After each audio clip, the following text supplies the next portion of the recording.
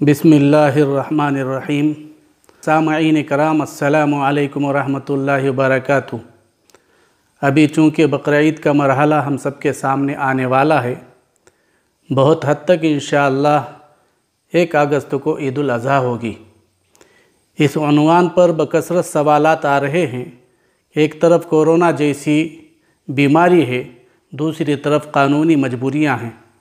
इन हालात में क़ुरबानी किस तरह करें, और बहुत से लोग पूछ रहे हैं, सवाल कर रहे हैं कि क्या इन हालात में क़ुरबानी करने के बजाय पेशगी रकम फ़ुक़रा, ग़ुरबा और मदारिस में सदका की जा सकती है।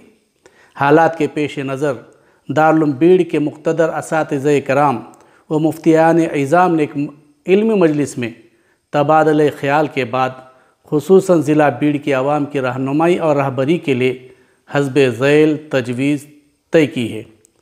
मोहतरम हज़रात, सबसे पहले हम ये जान लें कि क़ुरबानी महज जानवर को ज़िबा करने या गोश्त खोरी का नाम हरगिज़ नहीं है कि जो चाहे जब चाहे इसमें रद्द बदल कर सके, बल्कि क़ुरबानी अल्लाह ताला से क़ुरबत हासिल करने और रज़ाए इलाही को हासिल करने के लिए अपने जज्बात और सब कुछ बारगाह खुदाबंदी में नज़राने अबूदियत पेश करने का नाम है।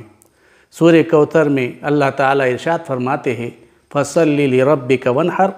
बस ए नबी सल्लल्लाहु अलैहि वसल्लम, आप अपने परवरदिगार के लिए नमाज़ पढ़िए और क़ुरबानी कीजिए। इस आयत करीमा में नबी करीम सल्लल्लाहु अलैहि वसल्लम को बराह रास्त और उनके तवस्सुत से सारी उम्मत को क़ुरबानी का हुक्म दिया गया।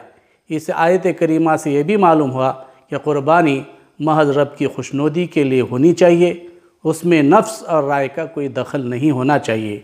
क़ुरबानी हर उन मुसलमान पर वाजिब है जो आकिल, बालिग, मुकीम हो और क़ुरबानी के दिनों में 52.5 तोला चांदी या उसकी कीमत की रकम या ज़रूरत असलिया से ज़ायद दीगर कोई सामान उसकी मिल्क में मौजूद हो, और ये ज़ायद सामान ख़ास सोने चांदी के ज़ेवरात हों या माल तिजारत या ज़रूरत से ज़ायद 52.5 तोला चांदी की रकम का घरेलू सामान हो या रिहायशी मकान के अलावा ज़ायद मकान हो, ऐसे शख्स पर क़ुरबानी वाजिब है। फ़तावे शामी किताबुल अदहिया में ये सब तफसीलात मौजूद है। क़ुरबानी के 3 दिनों में अल्लाह के तक़र्रुब की नीयत से जानवर ज़िबा करके क़ुरबानी करना और आम दिनों में सदका खैरात करना, ये दोनों अलग अलग हैसियत की इबादतें हैं। इसलिए कि आम दिनों के सदका खैरात का बदल क़ुरबानी के दिनों में भी सदका खैरात करके हो सकता है, लेकिन क़ुरबानी के दिनों में क़ुरबानी का बदल सदका खैरात करने से हो ही नहीं सकता। इसलिए क़ुरबानी के दिनों से पहले हर मुमकिन क़ुरबानी की फ़िक्र और तैयारी करना और क़ुरबानी के दिनों में अपनी ताकत और कोशिश के बक़द्र क़ुरबानी ही करना हर मुसलमान मुकल्लफ़ की ज़िम्मेदारी है। मौजूदा हालात में भी हर जगह हर मुसलमान मुकल्लफ़ शख्स मुमकिन हद तक क़ुरबानी ही करने की फ़िक्र और कोशिश में लगा रहे और अपना वाजिब अदा करने की मुकम्मल फ़िक्र करें। अलबत्ता मक़दूर भर कोशिश करने के बावजूद क़ुरबानी की कोई सबील न बने और क़ुरबानी के दिन गुज़र जाए तो मजबूरी और माज़ूरी के अहकामात अलग होते हैं।